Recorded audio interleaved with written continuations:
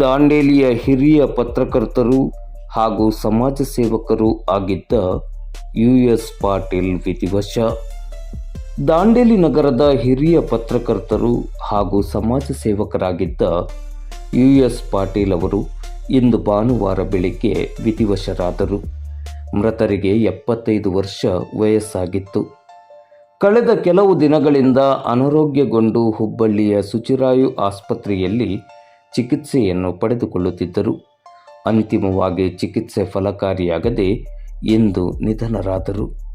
ದಾಂಡೇಲಿಯ ಬಂಗೂರ್ನಗರ junior ಕಾಲೇಜಿನಲ್ಲಿ ಉಪನ್ಯಾಸಕರಾಗಿ, ಕಾಲೇಜಿನ ಪ್ರಾಚಾರ್ಯರಾಗಿ ಅನುಪಮ ಸೇವೆಯನ್ನು ಸಲ್ಲಿಸಿ ನಿವೃತ್ತರಾಗಿದ್ದರು.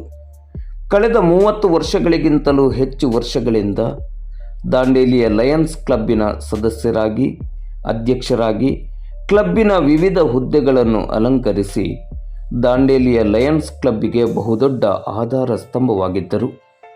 ದಾಂಡೇಲಿಯ ಲಯನ್ಸ್ ಶಿಕ್ಷಣ ಸಂಸ್ಥೆಯ ಸಂಸ್ಥಾಪಕ ಕಾರ್ಯದರ್ಶಿಯಾಗಿ ಶಿಕ್ಷಣ ಸಂಸ್ಥೆಯ ಬೆಳವಣಿಗೆಗೆ ಮಹೋನ್ನತ ಕೊಡುಗೆಯನ್ನು ನೀಡಿದ್ದರು. ದಾಂಡೇಲಿಯಲ್ಲಿ ಜಗಜ್ಯೋತಿ ಶ್ರೀ ಬಸವೇಶ್ವರ ಮೂರ್ತಿ ಪ್ರತಿಷ್ಠಾಪನಾ ಸಮಿತಿಯ ಅಧ್ಯಕ್ಷರಾಗಿ ಶ್ರೀ ಬಸವೇಶ್ವರ ಮೂರ್ತಿ ಪ್ರತಿಷ್ಠಾಪನೆಯಲ್ಲಿ US ಪಾಟೀಲ್ ಅವರ ಶ್ರಮ ಅತ್ಯಂತ ಮಹತ್ವಪೂರ್ಣವಾಗಿತ್ತು. ದಾಂಡೇಲಿಯ ಪಟೇಲ್ ನಗರದ ಮೊಹರಂ ಕಮಿಟಿಯ ಅಧ್ಯಕ್ಷರಾಗಿ ಅತ್ಯುತ್ತಮ ಸೇವೆಯನ್ನು ಸಲ್ಲಿಸಿ ಸರ್ವಧರ್ಮ ಸಮನ್ವಯತೆಯನ್ನು ಸಾರಿದ ಶ್ರೇಷ್ಠ ವ್ಯಕ್ತಿತ್ವವನ್ನು US ಪಾಟೀಲ್ ಅವರು ಹೊಂದಿದ್ದರು.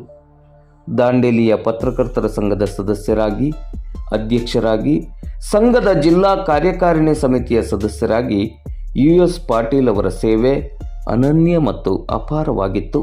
ದಾಂಡೇಲಿಯ ಕರ್ನಾಟಕ ಸಂಘದ ಪ್ರಧಾನ ಕಾರ್ಯದರ್ಶಿಯಾಗಿ ಕಳೆದ 2 ವರ್ಷಗಳಿಂದ ಅಧ್ಯಕ್ಷರಾಗಿಯೂ ಸೇವೆಯನ್ನು ಸಲ್ಲಿಸುತ್ತಾ ಬಂದಿದ್ದಾರೆ. ಆಲೂರಿನಲ್ಲಿ ನಡೆದ ದಾಂಡೇಲಿ ತಾಲೂಕು ಕನ್ನಡ ಸಾಹಿತ್ಯ ಸಮ್ಮೇಳನದ ಸರ್ವಾಧ್ಯಕ್ಷರಾಗಿ ಸಮ್ಮೇಳನದ ಯಶಸ್ಸಿಗೆ ಕಾರಣೀಕರ್ತರಾಗಿದ್ದರು.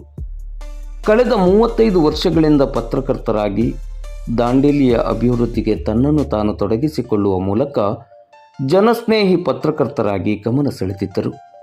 ದಾಂಡೇಲಿಯ ವಿವಿಧ ಸಂಘ ಸಂಸ್ಥೆಗಳಲ್ಲಿ ಸಕ್ರಿಯರಾಗಿ ತೊಡಗಿಸಿಕೊಳ್ಳುವ ಮೂಲಕ ಸಮಾಜಮುಖಿ ವ್ಯಕ್ತಿಯಾಗಿ ಎಲ್ಲರ ಪ್ರೀತಿಗೆ ಪಾತ್ರರಾಗಿದ್ದರು.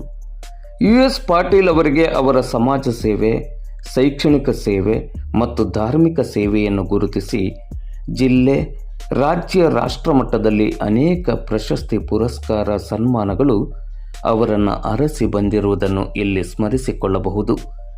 ಮೃತರು ಪತ್ನಿ, 2 ಸುಪುತ್ರರು ಹಾಗೂ ಅಪಾರ ಸಂಖ್ಯೆಯಲ್ಲಿ ಬಂಧು ಬಳಗವನ್ನು ಅಗಲಿದ್ದಾರೆ.